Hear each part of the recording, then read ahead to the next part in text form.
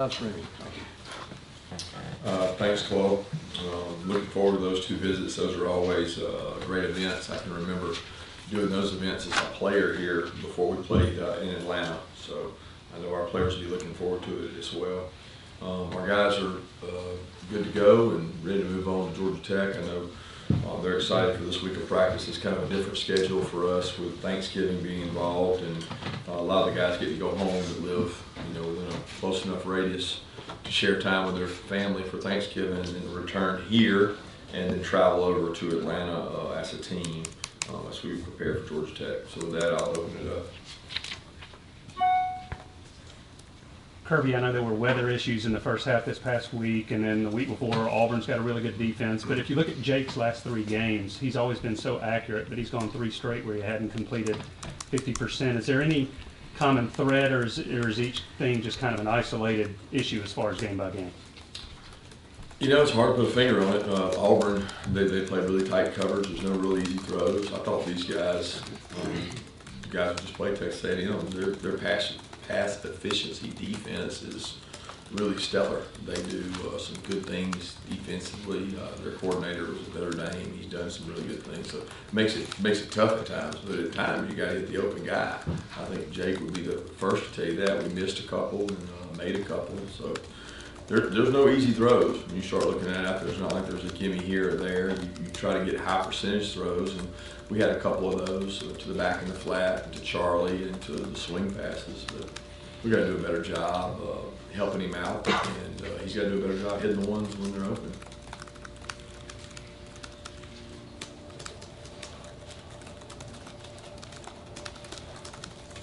Kirby, as you look at Tech and tape from this year, have you seen them progress as the year's gone on, as they get more comfortable with the system? Yeah, I think their offense has grown, and they got better and better from the beginning of the year towards the end of the year. It's like 2 different teams. I think they were learning a new system. And anytime you're learning a new system, you have growing pains, and you push through those. Their quarterback's done a tremendous job. We know him well, recruited him out of high school. James has been extremely athletic, and he's gotten better throwing the ball every game. He threw the ball with a lot of confidence Thursday night, and their team's growing. Kirby, to follow up on Jake, I just wondered, is his arm health okay? And I know with as many throws as they throw all year long, and him trying to get timing down with receivers and that kind of stuff, is his arm healthy? Yeah, his arm's fine.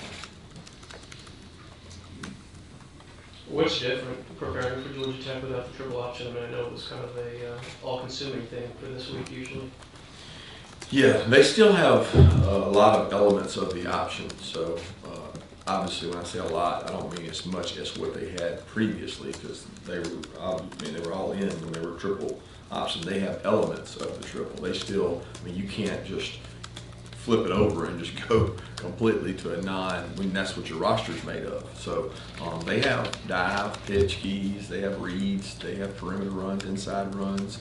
They've got elements of the option. So it is different from a perspective of not having to do everything we used to do, which was completely different.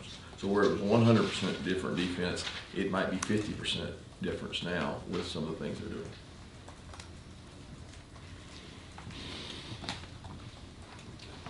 Coach, on the injuries, Stokes, Mays, I think I saw Tyrique McGhee out there, and Cade, can you catch us up? And was there anybody else get dinged up in that game? Yep, Tyrique cleared out last week, was able to practice. Tyrique McGhee was able to practice a couple days, and thought we could use him. He made a good play in special teams, and got real involved with the special teams units, and he helped provide depth in the secondary. So it's great to get him back. Great to get him back for his last game, because he's a kid who has had a lot of injuries and has been in and out of the roster. Cade was, just like we said last week, was cleared to go, was going to be able to go if we needed him to. We wanted to try to avoid it if we could, and we were able to get through the game without having to use him. We talked about Cager after the game. He didn't feel like that he was able to go and was going to be 100%. But there's nothing new on those two. As far as we're moving forward, they should be cleared to practice this week, and we're hopeful they'll play. Stokes, another one, right? Stokes, and Stokes got dinged in the game. I think it was on the offensive pass interference play where he and the receiver kind of ran together. He took a jolt, but we think he's going to be fine. I think he'll be fine to go today. Did Cade go special teams? He was listed Yeah, on he did. participant. I think he did the PAT field goal team.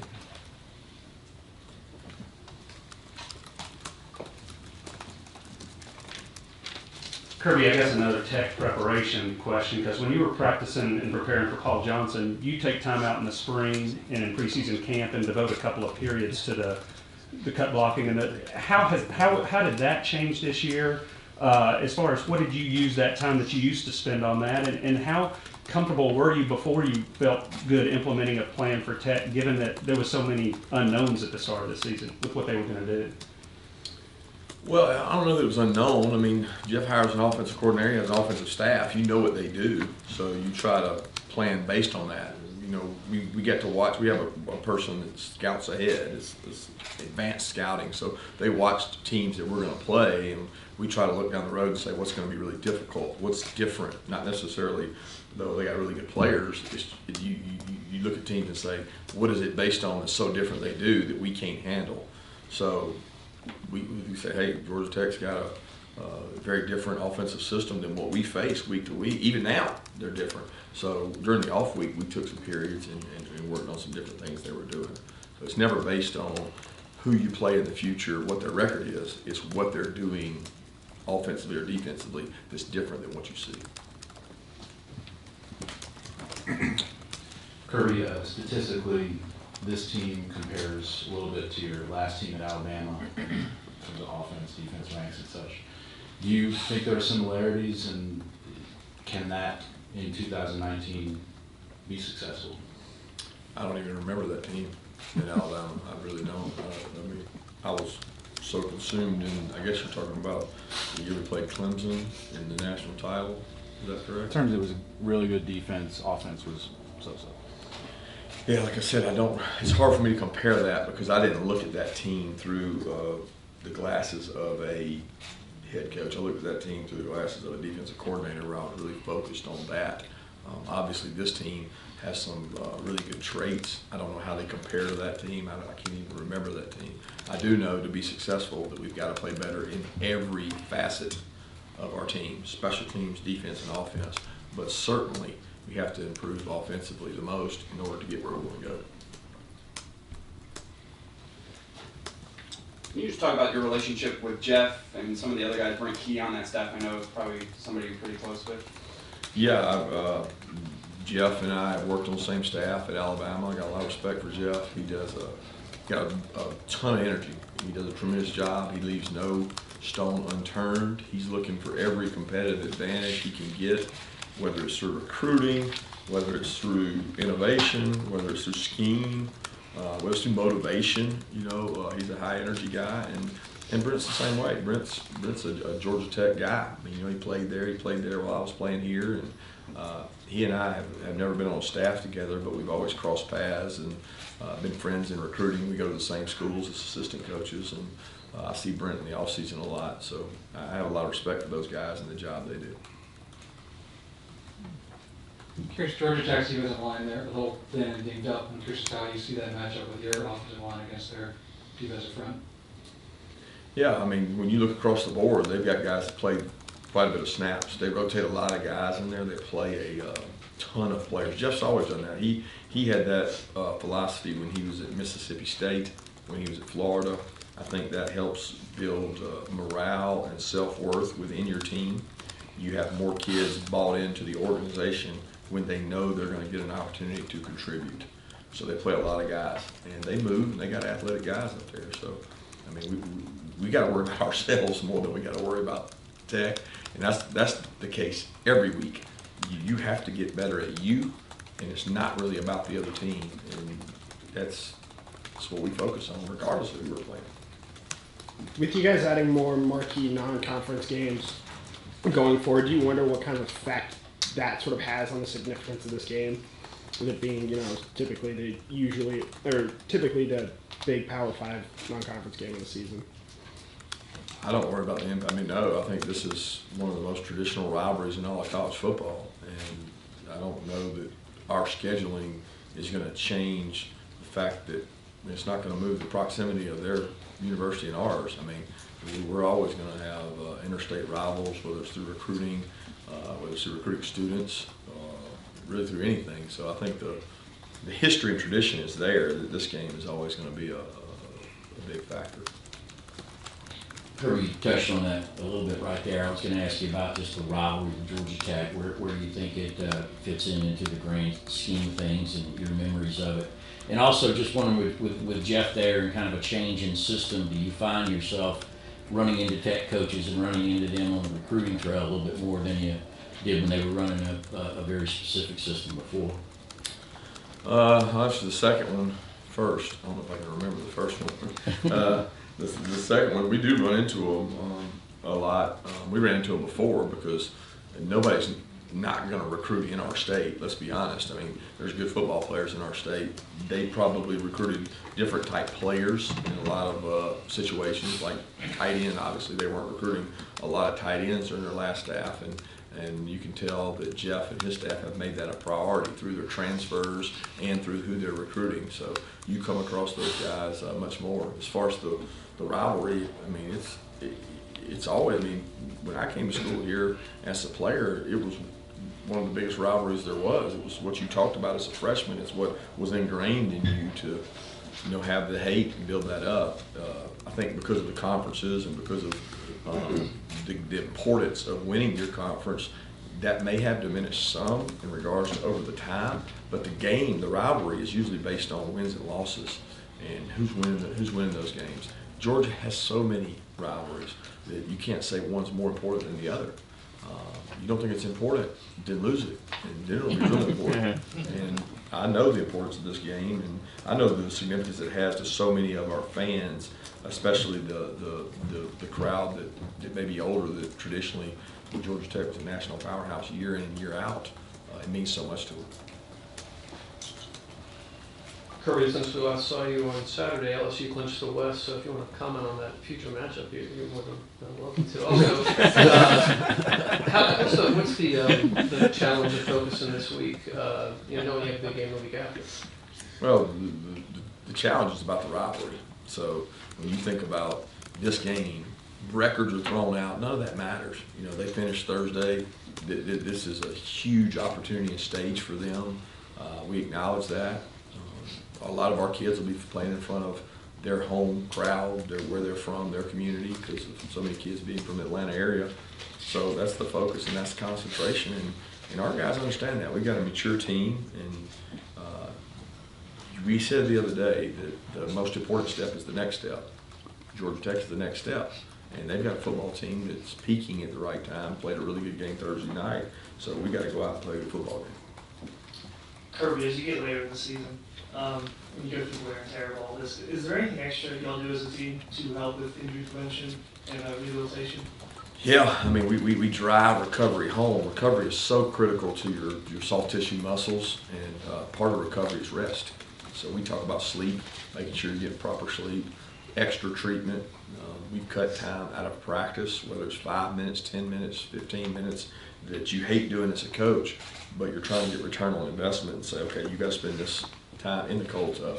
You got to spend this time in the training room. Instead of walking through on Friday and going straight to dinner, we took 20 more minutes and got everybody some extra recovery, because we think that can be the difference at the end of the year. If you're out recovering a team, then you've got an opportunity to have a competitive advantage, and we're trying that. Going back over to the history of the rivalry and everything, do you remember anything from your experiences playing Georgia Tech? If I see it correctly, you won 3 and lost 1. Yeah, the memory I have is probably the worst. It's like what you always do. You don't remember the positive sometimes. You remember the bad. It was my last home game at Sanford Stadium, and lost on a game-winning field goal with Joe Hamilton's drive. So that was my last memory of Sanford Stadium. Thank God I got into coaching, so I got to fix that. But otherwise, that would have been the last time that I was in there, and that was a tough loss. That when Georgia had won at that time, I think maybe 3 or 4. I'm not sure how many in a row they had won, and our senior class lost it to a well-coached, really good football team.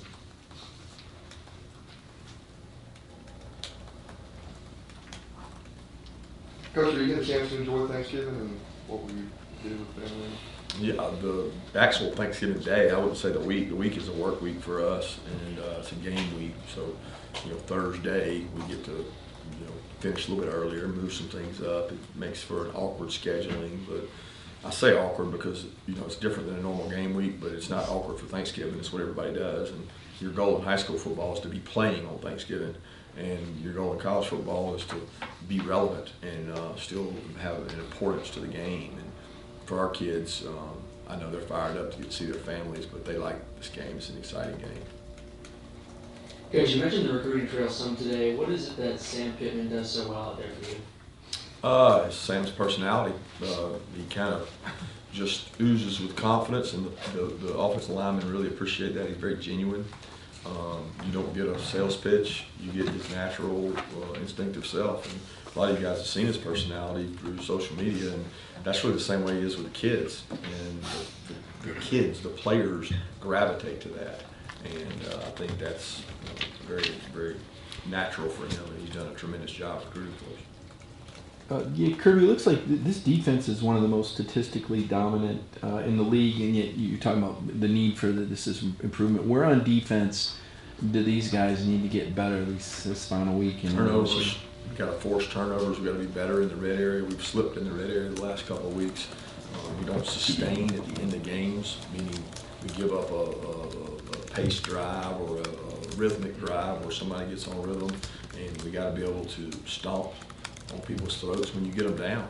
And what they've done well is a lot of things, but what they can improve on is several specific things that we try to work on each week, and we try to demand it of them. The great thing about this defense is they take criticism well.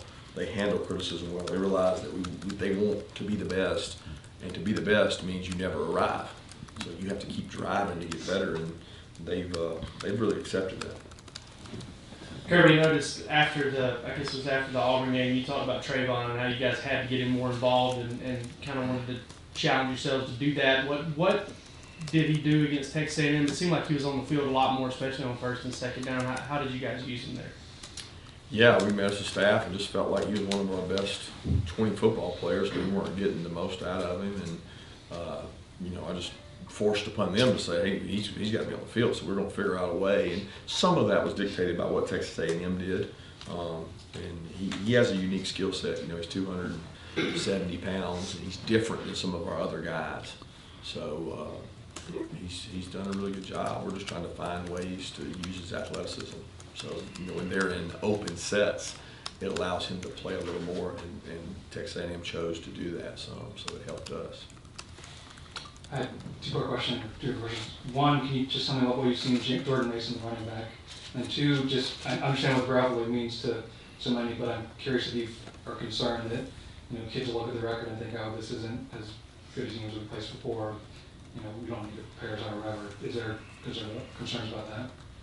Open with the first one, Mason is an unbelievable back. First of all, I've seen him play several Thursday night games, and I've got to watch him. He's physical, man, low to the ground. He runs mad, and he's thick. He's heavier than the backs that we faced, and great strength in his lower body. I just respect his running passion and his energy. I love watching him run, and he does it the right way. As far as our kids, no, I don't think you have to worry about that, because we don't look at the record. The record, just like last week, we don't look at the record. We look at the team on the tape, and that's more important than the record. So we're not scoreboard watching. We're not record watching. We're looking at the guy across from us, and we're really, as simple as it sounds, I know you'll think that people don't do this, but we're trying to take the next step, which is Georgia Tech. Two more questions? Richard LeCounte, forced fumble and recovered fumble. What has he brought to this defense this year, and particularly later in the season? He's playing with a lot of energy and passion. He's practicing better. He takes a lot more pride in making his calls and learning the game plan that he can make good decisions on the field in the heat of the moment. I think he's taken a nice step forward in regards to that. He plays really hard. He doesn't always play with great eye control and great discipline, but he plays really hard and he gets after the ball. He attacks the ball.